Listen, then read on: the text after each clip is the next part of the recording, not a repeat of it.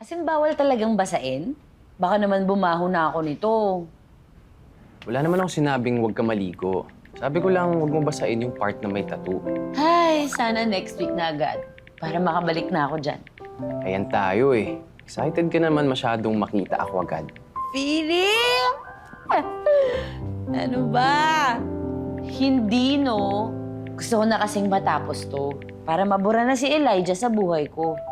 Sana wag muna matapos. Para mas patagal pa kita makita. Sorry ah. Joke lang yun. Corny mo.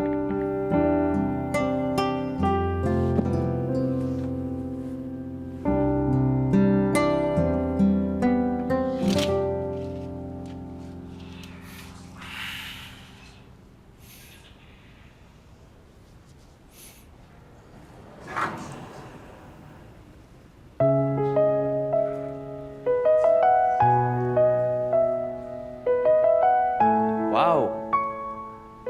New look ka na naman. Uy, hindi ah. Sinuot ko lang yung mga luma kong damit. Kesa naman nakatambak lang sa bahay, di ba?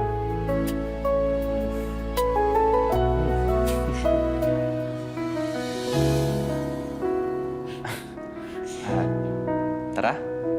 Sige, Kim. Pwede tayo mag-break ah.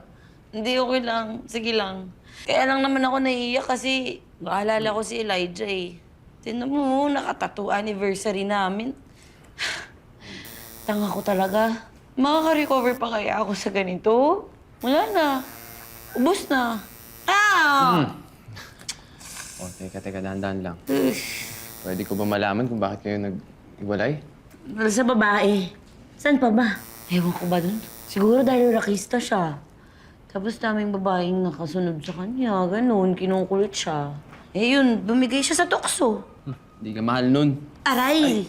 Sorry, dahan-dahan lang. Ha? Hindi yan. Yung sinasabi mo, mas masakit pa kaysa sa tattoo eh. Totoo naman yun eh. Kung talagang mahal ka niya, kahit nakapalibot pa ang 100 babae dyan, loyal yun. Oo na. Tanga na ako. Sige na. Hindi ka tanga. Mas tanga nga siya eh. Kasi hindi na siya makakaranas ng totoong pagmamahal gaya ng binigay mo.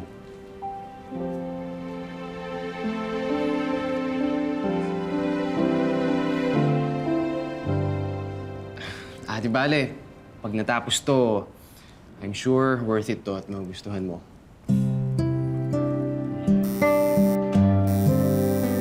Ayun na. Saka na yung iba, no? Oo, sa susunod na session natin. Ay, teka. Thank you. Amin na isa mong kamay. Uy, bakit? Hindi naman ako magpatattoo. Namin na. Para sa'yo. Wow. Para sa'yo. Freebie ko sa mga nagpapagawa sa akin dito. So, binibigyan mo lahat nito? Hindi naman lahat. Para sa mga special clients lang. Special ako? Actually, ikaw pa nga lang nabibigyan ko niyan eh. Thank you, Cal. Thank you din, Zoe.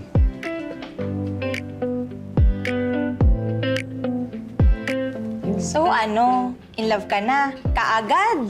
Oo mo. Hindi ko naman mapipigilan yun eh. Hindi naman ako yung pumipili. Sabi ko sa feelings ko, halika, feelings. Hindi naman ganun yun eh. Sus! Eh, ikaw ba siguradong love yung nararamdaman mo? Hindi rebound, ha? Kasi di ba sinabihan na kita? Basag trip ka din, no? Paano mo ba malalaman pag rebound? Kapag ginagamit mo yung tao para makalimutan mo yung isa. Ikaw ba ganun ginagawa mo? Basta alam ko, masaya ako pag nandun ako sa shop niya eh. Masaya. At saka, ayan pa. Hindi ba ikaw ginagawa ka lang ding rebound niyan? Kasi di ba kwento mo nga, namatay yung fiancé niyan. Baka mamaya ginagawa ka lang ding happy pill niyan, ha? Hindi naman siguro. Next week, may isa pa kaming session. Kakausapin ko siya dun. Mabuti pa nga. Kasi alam mo, kung gagawin nyo lang rebound yung isa't isa, tigilan mo yan. Magkakasakitan lang kayo. Ayusin mo yung mga desisyon mo sa buhay.